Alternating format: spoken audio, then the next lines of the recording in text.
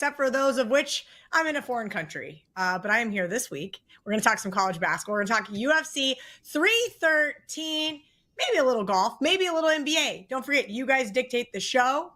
You're entirely in charge. You guys have a question? Guess what? Drop it in the chat. You guys have a comment? You think we're stupid? You think we're smart? You think you should fade me on every single Saturday?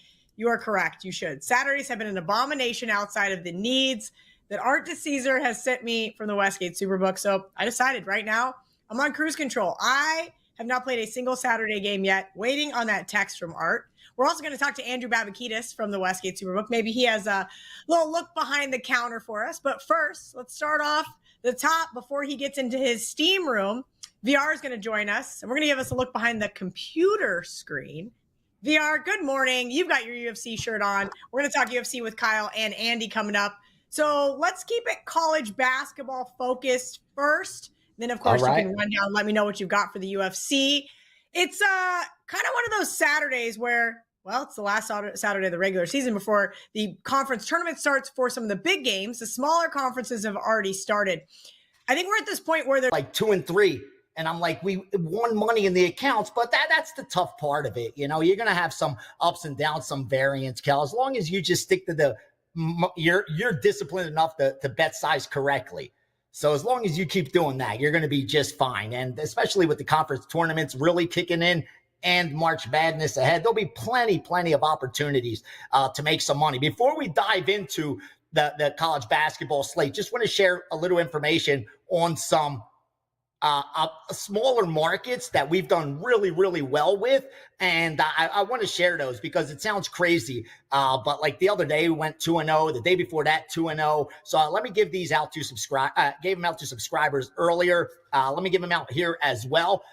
Over in, European basketball. Yeah. European basketball in Bulgaria, we are laying 6 with BCB Row, BEROE, BCB Row. We're laying -6 up to -125.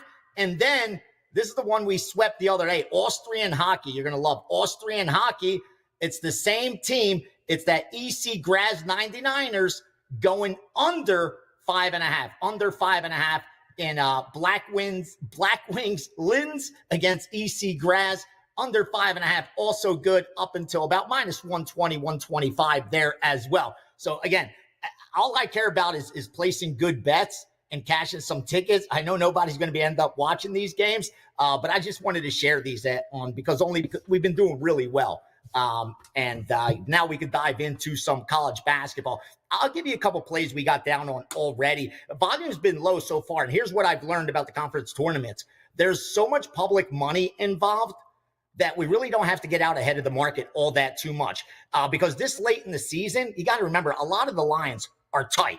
It's almost like the NFL playoffs where the lines get tight. So there's not all that much edge early. Everybody has the same data. Everybody has more or less the same power ratings. So what I've seen mostly is the guys I work with, at least, getting down after the recreational bettors knock some of these lines out of whack. Like, we have placed a handful of bets, but usually on a normal Saturday college basketball, Kel, I've got 3 pages by 9 a.m. our time, 12 p.m. Eastern. I've got 3 pages of stuff we already moved, and that's just not the case on a day like this. But here's a couple that we did bet. In conference tournament play, Missouri Valley, over 138 Valpo Bradley, over 148 Valpo Bradley. And then Southern Conference quarterfinals, over 136. And VMI NC Greensboro. And I knew there was one more I could give you. Southern Conference also under 135.5 Wofford East Tennessee State. So that's the under in Wofford East Tennessee State and under 135. A couple sides for you. 710 St. Louis -5.5 and 6. 623 Stanford +11.5 and 11. North Carolina +10.5 and 10. And finally, UT Arlington +7.5 and 7. So it's more like condensed into a handful of games, but I think the volume's really going to pick up. And you mentioned the steam room. We're going to keep it open today. It's that kind of day. Going to invite everybody in for free. Join us because the information will be coming in throughout. And we'll go through pretty much every college basketball game. We'll go through some NBA. I have some of that for you guys as well. And, of course, UFC coming off a nice 2-0 in slap. I actually went to slap last night. It was so much fun. But more importantly, those lines move so much. Like, I bet this Thomas guy at minus 145. I think I gave him out to my subscribers at 150. It was like minus 250 as I was driving there. And I'm like, I almost have to hedge this. Like, it's free money to hedge it, but I still wouldn't do it because I'm like, I got such a good number. I'm not going to do it. I got a great ticket in my pocket. Paige Van Zandt, minus 190, minus 200. She's up to close to minus 300. So, like, you get out ahead of the market on a lot of those. You could scalp those and make a ton of money without taking any risk at all because they're just so volatile in the lines. And that's how MMA was, a decade ago, where there wasn't much confidence in the line. And I know a lot of guys that made a ton of money just scalping sides, knowing it's going to move in one direction because the books aren't all that confident in the numbers, and then coming back on the other side and not even taking real positions, just taking some middles. So that's a little information for slap on the next one. Look for some of those higher profile names. They're going to move. Like, the line's going to move in their favor because there's not betting syndicates coming in that are going to take the dog. There's some sharp bettors that are going to come in and take the dog, but I know I didn't move the market when I took those sides. So there's plenty of opportunity to make money, but I know we're here for college basketball. So if anyone got any questions, any games you want to go over, fire. Yeah, I would love to take some questions from the audience. We do have Andrew Babakidis going to be joining us from the Westgate Superbook here in a minute, but I went ahead and text Art DeCesar because I know Andrew's more of the UFC guy. So I want to go over this real quick, and it applies to Titan CT. I had Ohio State on my long list, plus 2.5. Art DeCesar says the most 3 public games today: Marquette, Kentucky, and Indiana. So I think that gives me enough to say, okay, I liked the Buckeyes here, even though I swore them off back in January, VR. I have sworn this team off a couple of times. They look like the right spot here for the Buckeyes against Indiana. They rattled off 2 straight games. Nice win in double overtime. I'm sure a lot of people think, okay, now's the time to bet against this team here on the road, but they have been knocking down their 3-point shots. They have been making their free throws at least better than they were there for a better part of the season. And I can't say that about Indiana, VR. Terrible free throw shooting team, terrible 3-point shooting team. I think this is too many points. I like the Buckeyes plus the 2.5. What are you guys seeing on your end in regards to that game or any of the other 2 public games in Marquette or Kentucky? I'm glad you asked that because that jumped off the screen as well. I was going to tell you some of the games that are already getting just one-sided action, and it's that Ohio State-Indiana game. I'm not sure what time that game starts, a little bit later, but it's the most heavily bet game that I'm looking at. I'm screening right now through 2 sheets that have a lot of players, a lot of recreational players, and they're all on that Indiana side. Let me look at the Kentucky really quick too. Oh yeah, that's as one-sided as they come. I think the volume's going to pick up on them as well. It's an early game, so I think bettors are getting their tickets together. But I think Missouri's going to get a hit. I like the Indiana side, the Ohio State side, a little bit better. You see Missouri getting a little bit of respect. I don't know if anybody hit that. None of the guys I work with hit that.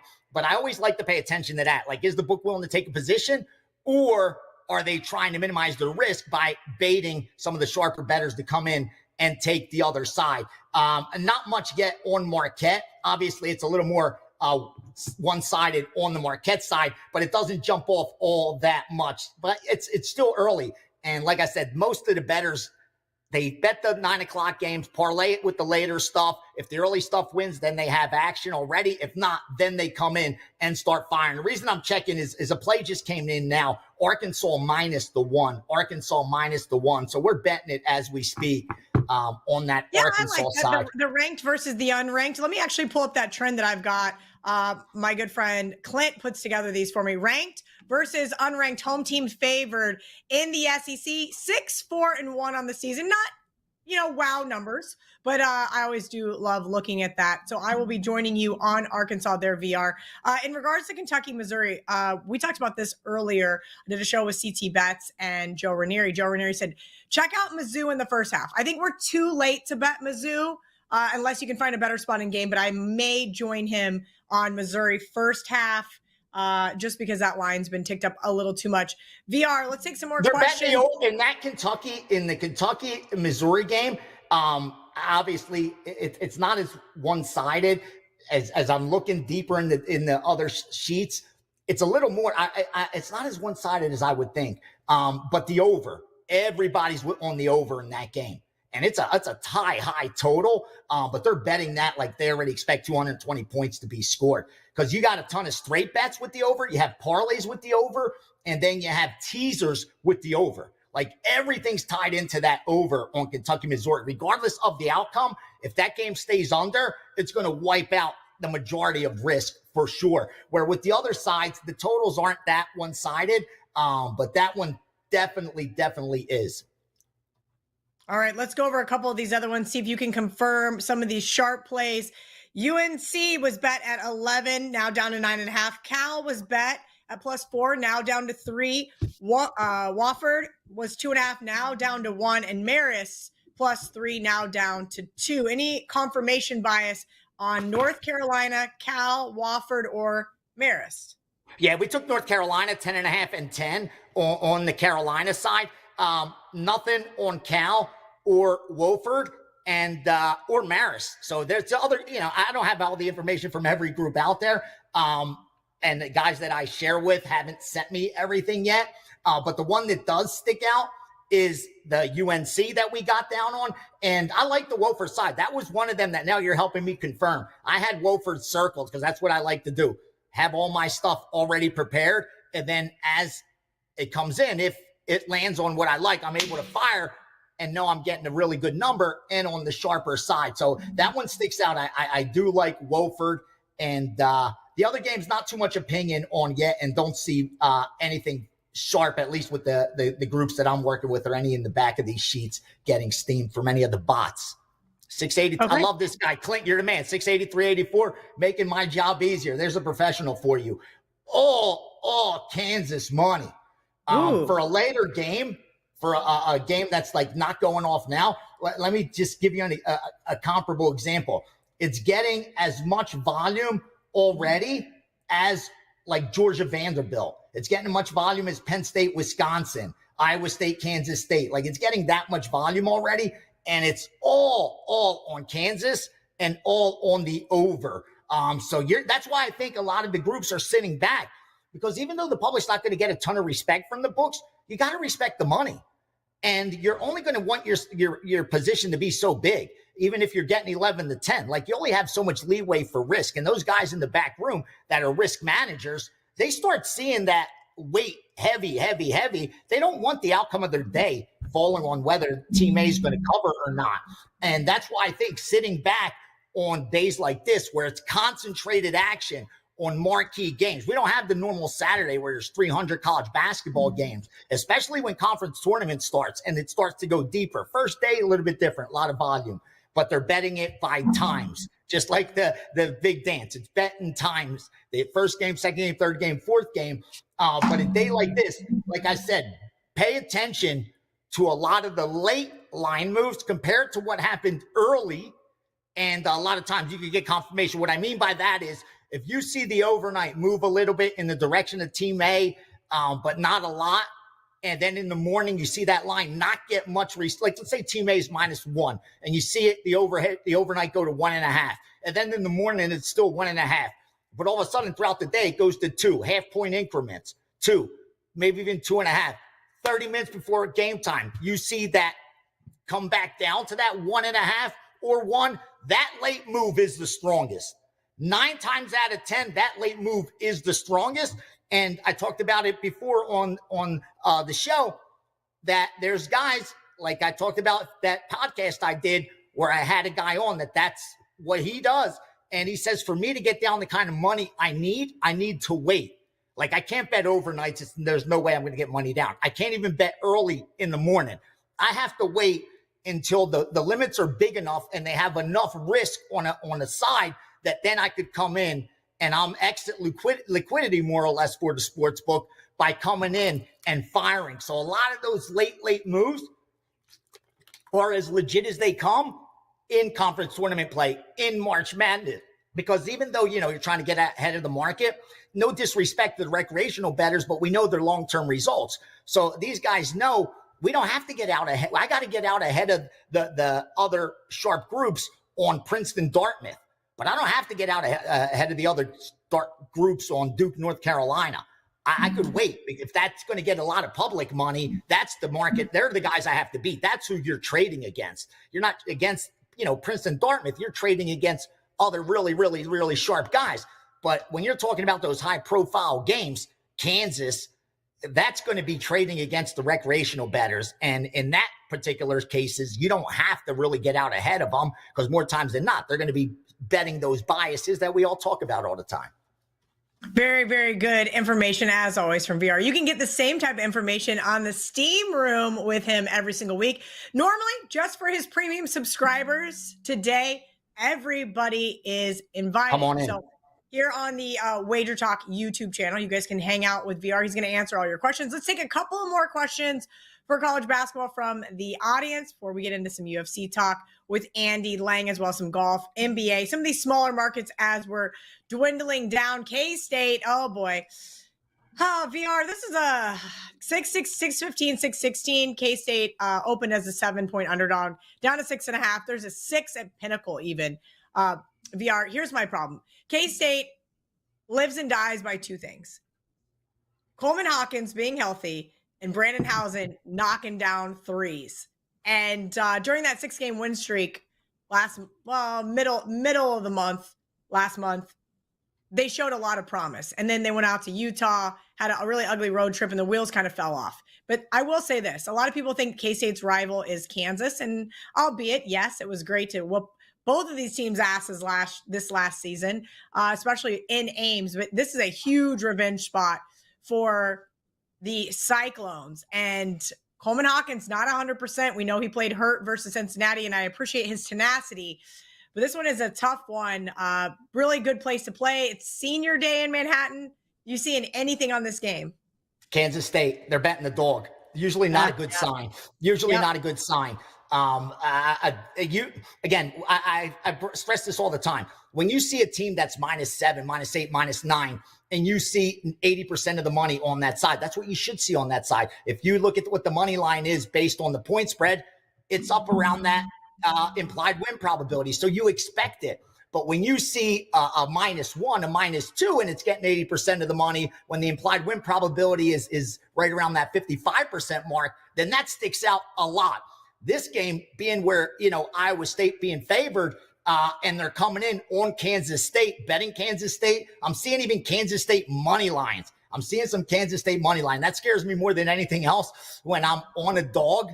And again, you just fading the public, you ain't getting rich. We talk about that over and over again. You should never forget that because you're not getting 11 to 10. But when you see that and they're thinking it's money line, they don't even need the points. I always caution, especially if the market's moving against them. So yeah, there's a lot of K-State money already. And yeah, that being an early game, they're going to need the Iowa State side when that game tips off. All right, VR, anything you'd like to leave our audience with before we go to Andy Lang? I also received last night the power ratings of honestly one of the sharpest college basketball bettors I know on the planet. Real selective guy. One of those selective guys, waits for conference tournaments and March Madness and really, really, really steps it up. And every year I beg him, just give me your power ratings going into the tournaments, just into the big dance, just so I could set up my brackets and stuff. And he always gives me an excuse. Why? Well, this year, make a long story short, he needed a favor. So in return, I said, send me those power ratings and I got you. And he sent me them last night. He really did. And my man has every college basketball team covered on this. Like I'm talking all the way down to the worst team on the planet. He's got Arkansas Pine Bluff, Prairie View A&M. Like those are 20 points worse than your average college basketball team. So I'm going to share those in today's Steam Room. I'll give at least the top 10, maybe the top 20. And what I could tell you real quickly, because I love you, he has Duke as his best team, and it's not even close. He's got them at least 3 points better than everybody else. Everybody else meaning Auburn, Florida, Houston, Alabama. in no particular order, but that Dookie's got at least 3 points better than the rest. Wow. Great information, as always, from VR. Appreciate your insight from the look behind the computer screen. And again, head over to the Steam Room WagerTalk YouTube channel in about 36 minutes when the first sets of games tip off. Let's bring in Andy Lang. I know this is a college basketball show, but we have UFC 313 today. So we're going to hear from him as well as Kyle Anthony from WagerTalk.com. Andy, you also have some golf and some NBA you would like to share with us. If you guys have a question regarding one of those 3 sports, drop it in the chat and we will see if Andy can get it answered for you. Andy, let's just go main event, co-main event, because I know you have an extensive UFC 313 card. Let everybody know where they can get that as well. Yeah, we got plays up wt.buzz/AL. Having a really, really good run, like just almost the last year in MMA. Really happy with it. 28 units since July. Having a really good, profitable 2025. So those plays are up. Yeah, let's go ahead and talk the main event. Alex Pereira and Ankalaev here. And Kelly, this basically kind of comes down to that the power of Alex Pereira on the feet versus probably the wrestling of Ankalaev. And that's really what it's going to come down to. Who can implement their game plan the best? So you've got a couple of concerns with both of these guys. Ankalaev is, listen, he's great. He's 20-1. Like there's no denying the professional record. But when you watch him, he just kind of leaves a little bit to be desired. Like in his last fight, he goes to decision against Alexander Rakic, which Rakic isn't that good. We have a contest against Johnny Walker. He does get the knockout against Johnny Walker in the rematch, but everybody does that. Goes to decision against Jan Blachowicz, and Jan destroyed Ankalaev's leg in that one in the first round, and Ankalaev got damaged up. It's can Ankalaev disrupt the rhythm to me? Can his wrestling disrupt Alex Pereira's rhythm? Because when Alex Pereira gets his timing down, it just takes one shot and he's done. And over 5 rounds, I'm just not sure that Ankalaev can do that for all 5 rounds. Can he do it in the first? Yeah, probably. Can he do it in the second? Yeah, maybe. But he's going to have to shoot. He's going to have to get Pereira on the ground, and he's going to have to hold him there. And Ankalaev does have good ground control. He does have pretty good ground and pound. But, Kelly, I've been making a lot of money on Alex Pereira by KO. I think that's eventually how this fight ends up. I think Alex Pereira ends up standing over Ankalaev. I just don't trust Ankalaev's durability and his cardio, and for him to avoid every single big shot. Because Pereira, it's just that one shot. Can you avoid it for all 5 rounds? I don't think Ankalaev can do it. I think the unders are a good look in this fight. I don't think the fight goes the distance regardless of who's going to win. But we've been making so much money on Alex Pereira. I got to keep riding this train. I think he's focused. I thought he looked great at weigh-ins. So give me Pereira by knockout in the main event. All right, Andy, what's the price on that? Sorry, those are some of the things that are not available on the Odds Logic screen. Pereira by knockout. Plus money or? Plus 150. Plus 150, okay. Plus 150. Can you do the Alex Pereira entrance move? Do you know the move that he does when he walks out to the octagon? Here's the problem with UFC. One, I'm really bad at the bow and arrow. Oh, okay. Name pronunciations. All you gotta do is pull the arrow back and then go. I'm also not into archery. No, listen, I love watching the UFC when you're like out and about and the fights are on and you throw a little coin on these guys. But since leaving Las Vegas, I have been awful at it. Okay. Andrew Wojcik wants to know, are we betting against Justin Gaethje minus 160? Hell no. Or is he too juicy to fade? Hell no, we're not betting against Justin Gaethje. No, quite the opposite. We're taking Justin Gaethje at the plus money here. Kelly, I just don't understand why Justin Gaethje is like always undervalued. We just always get a great price on him. So the big worry is the last time that we saw Justin Gaethje is he was in that fight against Max Holloway and he got knocked out in a brutal way. But the way he got knocked out was it was for the BMF belt and he was losing the fight. But in the last 20 seconds, Max Holloway went into the center of the octagon and said, stand here and you and I are going to hit each other in the face as hard as we possibly can. And they did. Just haymaker, haymaker, haymaker, haymaker, Gagey caught the worst of it, gets knocked out, and that's people's last memory of him. But here's the thing: he's not going to do that against Fiziev. He beat Rafael Fiziev last time, and it looked great doing it. Did a bunch of damage to Fiziev's face. And when you look at Justin Gagey's losses outside of that Holloway, which was kind of a one-off, he loses to Charles Oliveira by submission. He loses to Khabib by submission. So he's not getting knocked out unless you're standing in the middle of the ring with Max Holloway, which he's not going to do. Here's the other thing. Fiziev coming off a pretty serious injury. And I just think Gagey's striking is going to be one step ahead of Fiziev. I think Fiziev is completely overrated here. So you get a guy in Fiziev that's taking a short notice fight. He's coming off of an injury, and he's going to have to try and fight a guy that, quite honestly, I thought he got dominated by. I don't know where his adjustments come from. I think Gagey just puts on a smooth, clean, veteran performance with his solid kicks and his solid strikes and his counters, and I don't think there's a whole lot Fiziev's going to do. So I'm all in on Gagey at the plus money here. All right, Andy, let's get into some of these golf matchups here for the Arnold Palmer Invitational. I missed one this morning because I was hosting the Double Down with CT and Joe Ranieri. And of course, it was off the board when I went to bet it. But you know what? The good news is I just checked and it's losing right now. So now I don't feel as bad. Give me some of these later round matchups and what you like. I have not been keeping up with golf. Listen, here's kind of the reality. I love golf during the summer. So it's like Masters until August. I love to follow golf. I love to go to the Valspar. I love to hit up some of the other tournaments down here in Florida. But it's just like 6th or 7th on my list. So I rely on guys like you to give me a little nudge, give me a nice little plus money matchup, if you will. Do you know that we're getting a live tournament about 20 minutes away from where I live? Live is great. I hate to admit it, but I am all in on live. They're playing in Hong Kong, and I was up at 11 o'clock last night. If you have not been to a live event, you are not living. It is way more fun than a PGA event. 100%. I went with John Hoagland, 100%. one of our producers, and Louis D'Onofrio from the Kelly and Murray Show. We had a great time. It's just like, it's more of a party. It's not like a shh, like you got to be quiet golf, like, and you just stand there. Like, I like that aspect. It's not the Phoenix Open, but it's not, where I got to stand there and be really quiet. It's not a library. And let's be honest, that's where a lot of the stars are right now. And so you see those guys go up there, swing big bombs, have a good time, laugh. They're also a lot more interactive than they ever have been on a PGA event. I've seen them shake people's hands, take pictures in between. It's very interesting. So I'm happy for you. I think you're going to really enjoy it.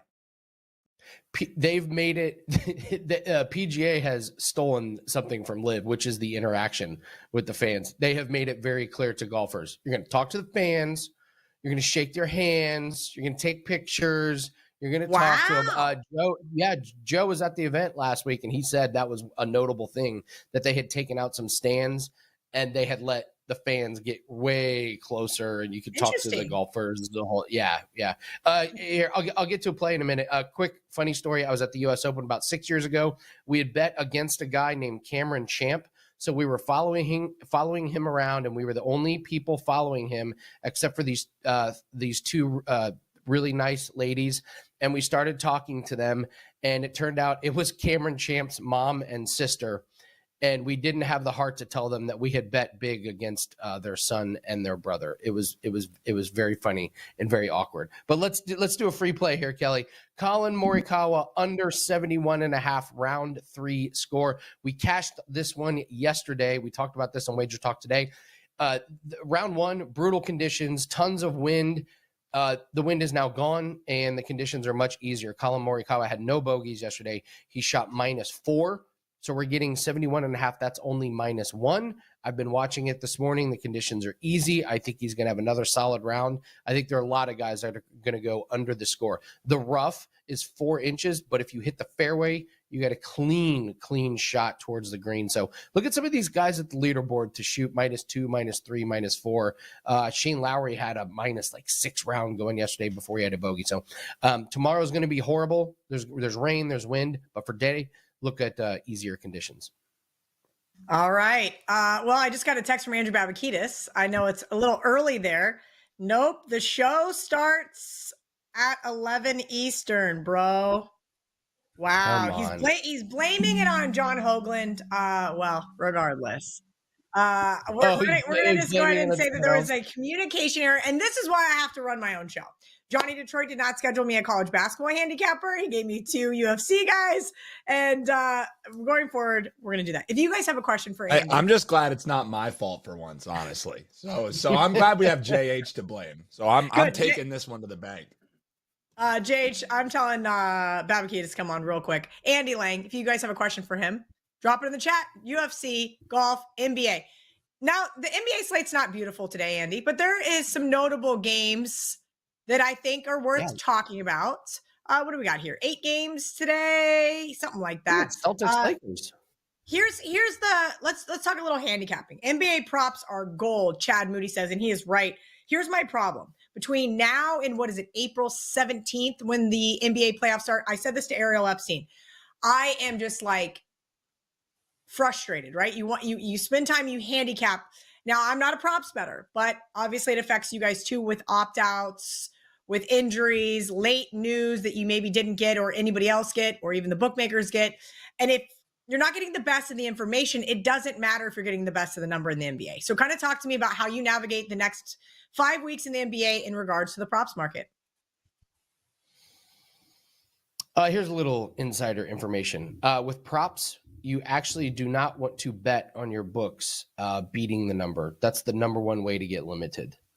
It sucks, but on purpose, I do not bet if I know a line is way off, because that is the quickest way to get limited. So what you do is you just wait for the injury report. And honestly, Kelly, some of these like guys that sit out last second, they help us.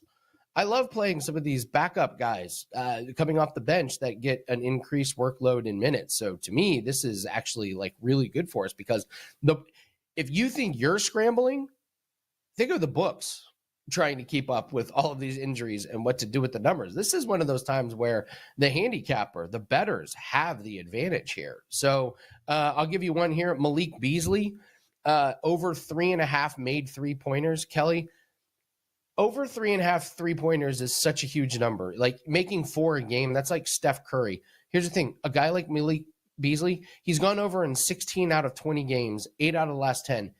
Did you know that Malik Beasley is averaging 10 3-point attempts per game? He's shooting 47.6% from threes. This is one of these hidden, like nobody knows this is actually going on. But like, look at a guy like Malik Beasley, maybe doesn't play starter minutes, but he comes in and he just bombs away. 10 3-point attempts per game, and he's shooting 47.6%.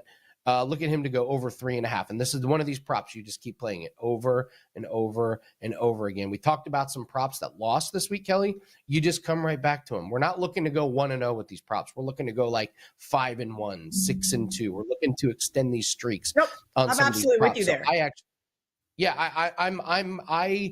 when a prop loses, I don't care. I'll give you one. Contavious Caldwell Pope. We've been riding him under. You talk about him every day on TikTok. By the way, if you guys are not following Andy on TikTok, every single day he is talking about KCP. Every single day. He went under 11 games in a row. This is money that is just being handed to you. And guess what, Kelly? He went over the other night because he had his best shooting game of the season. Guess what we're doing today? Taking his under. Or going under. Again, rinse and repeat. Keep riding these streaks, guys. You're not looking to go 1-0. Looking to go 8-1, 8-2. You're looking to ride the same people over and over and over again. Malik Beasley, Contavious Caldwell Pope. Same thing. Why I'm going back to Houston first half today. Going right back to the well with the teams that have been printing me money for 18 months. Andy Lang, give yourself a little promotion. We'll talk about that game here in just a minute with Kyle Anthony. Give yourself a little promotion. I think Andrew Babakitis is waiting in the wings. Nice. I have to say, Johnny thought he was going to trip me up in the comments section. Like, any darts plays? Yes, I do have one. Let's go to the European Tour 1. You can parlay Luke Littler and Michael Van Gerwen to win. Littler's playing Ryan Searle. He's dominated that one. And Michael Van Gerwen is playing a guy that hardly plays, Boris Kirchmar. So nice try, Johnny. You thought I wasn't prepared for darts? Nice try. WT.buzz/AL. Go grab that UFC pack tonight. This is a very, very bettable card. Kyle's going to talk about UFC. I've been talking about UFC. Go grab these UFC plays. You are going to make money tonight. WT.buzz/AL. Okay. I have just been informed that Andrew Babakitis is not on, but Kyle Anthony's ready. So Andrew said, okay, hopping on 7 minutes ago. He's like John Murray Jr. Like, I can't. What am I supposed to do with these? I don't know where he was hopping Murray, on. He wasn't hopping on here. This is why we can no longer. We gotta get Art under contract, Dan, because Art DeCesar comes on WagerTalk today. Never misses a beat. Comes on Last Call. I get it. He's a little burnt out from football season. I'm a little burnt out, but at least he sends me a text every single Saturday morning at 11 a.m. All reliable. Kyle Anthony, welcome in. We're going to talk UFC 313. You got 2 free plays you're going to give out, as well as take your questions. Let's go back to that question that was just on the screen, Dan, before we go into what Kyle likes. Kyle, we all know I cannot pronounce these people's names. So this one is on you. And I believe it's one of the one of the fights you already wanted to talk about. Armen Petrosyan versus Bruno Ferreira. Look at you, fluent. You're fluent speaking in UFC. This is good. This is good. All right, so we have Armen Petrosyan versus Bruno Ferreira here, and this is really going to be a volume striker in Petrosyan going up against really a power striker in Bruno Ferreira. And the one thing here that you first look at and why I think he's the favorite here in Petrosyan is he's the better technical striker. He's going to be good at range. He's going to push a volume out. He's going to really want to, pitter-patter the shots at distance. And really from there, he wants to, win the decision. And the thing about it in this fight here, the biggest issue, is the fact that he's not that dangerous. Again, light with his shots, but the major difference is Bruno Ferreira is going to be able to be the guy that's going to be the harder hitter, that's going to look to push forward and throw those big shots. And the thing about it with Petrosyan is he wants a clean, technical striking match. He wants to be at range, and he doesn't want anything else but that. And that's the thing here where it's really going to be a path for Ferreira. He's going to come forward, he's going to throw the big shots, he's going to cut that distance. And I really think Petrosyan is going to struggle with that pressure. He's going to be on his back foot for probably most of the fight. And that's really where I think you're going to see Ferreira find a lot of success. Now, the other path here is one that may not be talked about too much in this fight, but the one path here for Bruno could be wrestling, could be takedowns. Now, out of his 6 UFC fights, he only has 1 takedown. That's a little skewed just because of the fact that out of his 6 UFC fights, 5 of them ended in round 1. So he hasn't really been able to kind of push any of that type of pace. Now, the reason it's a vulnerability on the Petrosyan side is the fact that out of his 7 UFC fights, he's been taken down 15 times. And it's a clear vulnerability here. I think that you've got Bruno, who is a stronger, more physical fighter. I think he could look for those takedowns. And I also do think that why Bruno is is the underdog, is because of his most recent fight where he fought Abus Magomedov, which was a terrible stylistic matchup. Abus had a 6-inch reach advantage. He has wrestling, and it really countered things that Bruno can really do, where here on Saturday or here today, Bruno's going to have a 1-inch reach advantage and have a wrestling advantage. So I do think there's a spot here for him. So at the plus money number, I think anything plus money on Bruno is a good spot. Plus money, speaking my language, Kyle Anthony is not the guy to be against. I'll tell you that. Anytime I'm ever against Kyle in the UFC, like if somebody else gives me a play and I'm like, wait, I'm against you, it's an automatic loser. It's an automatic loser every time. Kyle, give everybody a little promotion before we get into the second fight. All right, so we have a big UFC card this Saturday. I have a 5% play. We are 78% winner on our 5% plays over the last 12 months, finding a lot of success. I do have 5 plays right now for clients. Love these spots. And to what Andy was saying, I think this is a great card for a betting perspective. There's great opportunities here. I think the market's moving in certain spots where I think you're going to find some value. So in this spot, I think that we've got some opportunities to make some money tonight. So check it out, WagerTalk.com. All right, let's get into the other fight you're giving out here for free on Last Call. We only invite the best of the best. Santos versus Marshall. And I love seeing this number next to Marshall's name. 2-1 underdog plus 235 in the market right now. Kyle, tell me why you like Marshall to win this fight. Yeah, so right up the gate here, to your point, I think this line is absolutely wide here. You've got two guys who are young, rising prospects. You got 24 years old in Santos. You've got 25 years old in Marshall. And I think that the recency bias here is really from both of their last fights. You've got Santos, who goes out there, knocks out Con Offley in his UFC debut.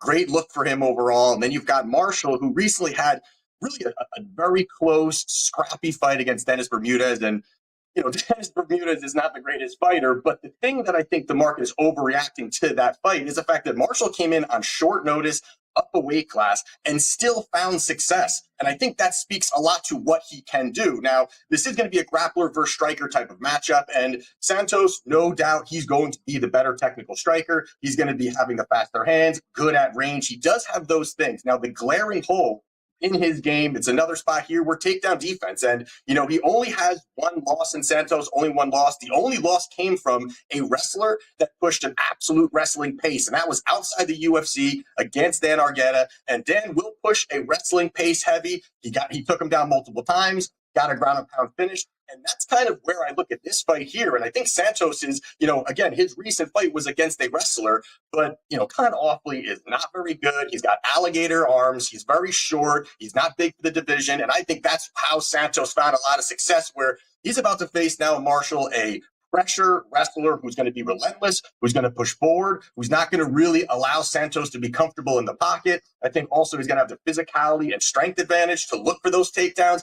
And the big part here is that not only do you have takedowns, but it's also the fact of being able to fuel those repetitive takedowns. And you've seen that Marshall can do that. He will be relentless with it. So I like this spot here. I think this line is off. I do also like the fact that Marshall's training at American Top Team now. That's one of the best, gyms in the country. And, he also is only 25 years old, and I think he gets better. So this line is wide here. I think there's recency bias, and I love that plus money against Marshall.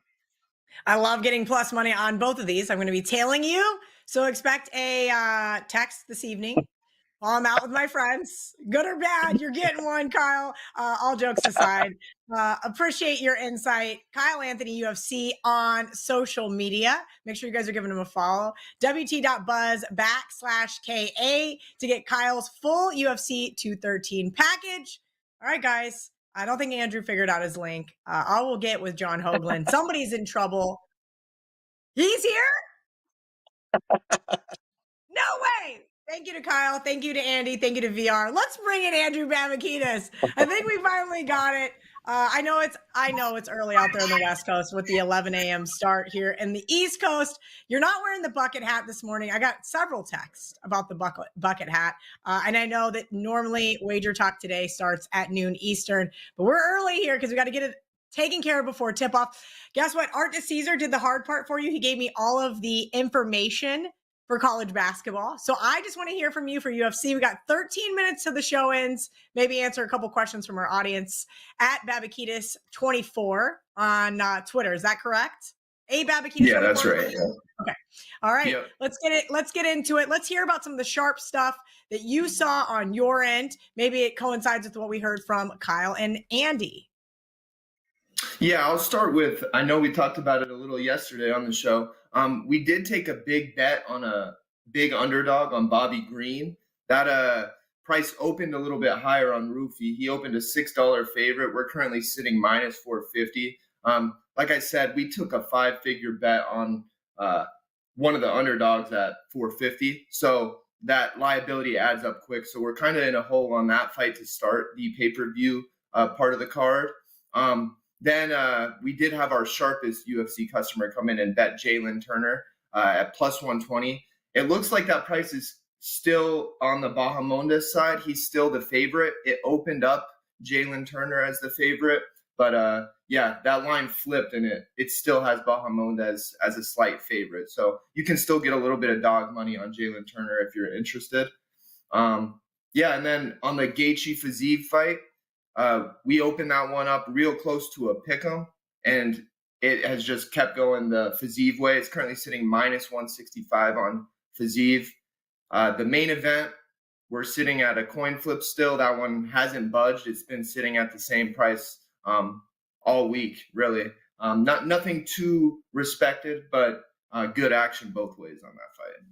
All right, guys, if you have a question for Andrew regarding any of the prelims or, of course, the pay-per-view portion of the fights, drop it in the chat. Andrew, I'm sure you did not get to hear it, so I kind of wanted to touch on the two that Kyle went over. Let's go to the Ferreira-Petrosian fight first. Anything you saw on your end? Yeah, so we opened Petrosian at minus 125. The price kind of moved his direction early. We did get some respected action on Armin early. It got as high as 160. Then we got some buyback on Ferreira. So there's a respected action on both sides. Now the price is currently sitting minus 140 on Armin, a little bit higher than where we opened it. But this has been an easy one for us to really book because there's been strong opinions on both sides. So I'm not leaning either way here. We're kind of just playing the market, and we've wrote good at, like I said, good action on both sides on that fight. That before we get into the next one, really quick here from Titan CT, talk about that. How do you book UFC action with some of these big market sways, as you mentioned, compared to where it's like a college basketball game that's against the spread versus the money line? Yeah, I think a big thing that's important for us is, discussing it with the great director, John Murray. He kind of gives us insight. Isn't if he he has vice any president now? We keep sorry. calling him the director. The director sounds better, honestly, but yeah, Vice President Murray. We talked to him, and if he has any leans, he'll kind of tell us what he likes. I know he likes Pereira this week, but then also a big thing is to trust our respected bettors. If they're coming in and betting big, and we're trying to give fair limits to the guys that we respect. If they're giving us real plays, we're trying to do our best, not to let our ego take over and just book to what we think is going to happen. You got to kind of trust what you see as well. So it's good to have your opinion, but then also kind of go with the sharp action as well. Let's take that question from Titan CT really quickly here. Bet on Alex Pereira and Abe Alessager, lightweight.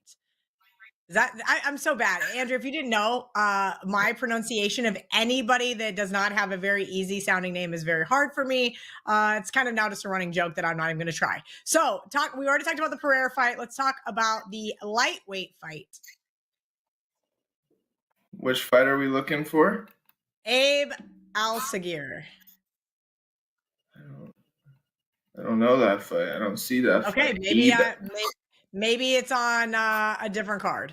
Okay, let's go into the Marion Santos Francis Marshall fight. Kyle Anthony said he liked Marshall at plus 235. Plus 230 kind of looks like the market-ish right now. What are you guys sitting at there at the Westgate? Yeah, he's definitely on the side that the price is coming towards for sure. Santos opened up over a $3 favorite.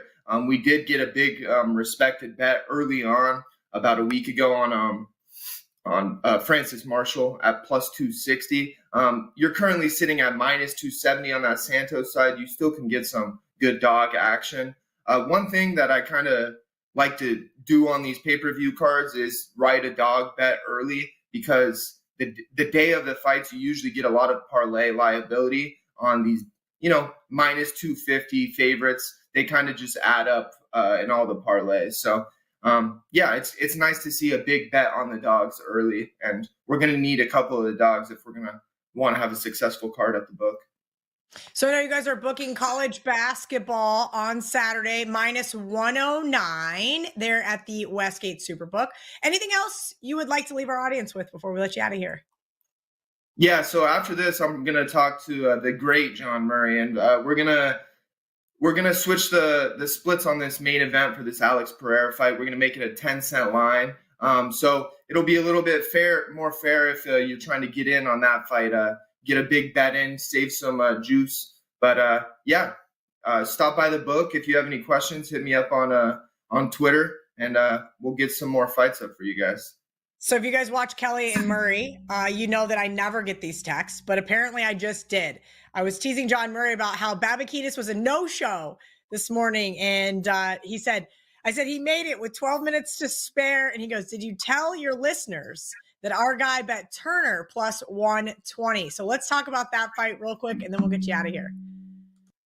Yeah, I mean, I've been going on Clint's show for quite a bit, and we have a running joke that he's the big guy at the book because he's our best UFC bettor. He kind of had a tough run last year, but he's off to a really, really good stretch to start this year. Yeah, like I said, he bet Jalen Turner at plus 120. You can still get close to a pick 'em on that fight, so you're still getting slight plus money on that Turner side if you're interested. And that's our sharpest bettor that we have that's bet on this UFC card for sure. Awesome. Yeah, I always get exiled from the UFC bets, and that is until about 11 p.m. Eastern. They all start cheering in the group chat like they, are very happy that they didn't share it with me. Andrew Babakitis, make sure you guys are giving him a follow. Babakitis24 on X. They call him Boost over at the Westgate Superbook. Boost. I'm not sure why you got the nickname Boost, but that's what it is. You can catch him on Wager Talk today on Fridays. Hope to have him on more here on Wager Talk's last call as well. Babakitis, I hope you enjoy your Saturday. Thank you to everybody at home for hanging out with us. Thanks for the guys hanging out in the comments section and answering all the questions, making all the comments, having a good time. Good luck today, guys. Let's see if we can't finally have a profitable college basketball Saturday.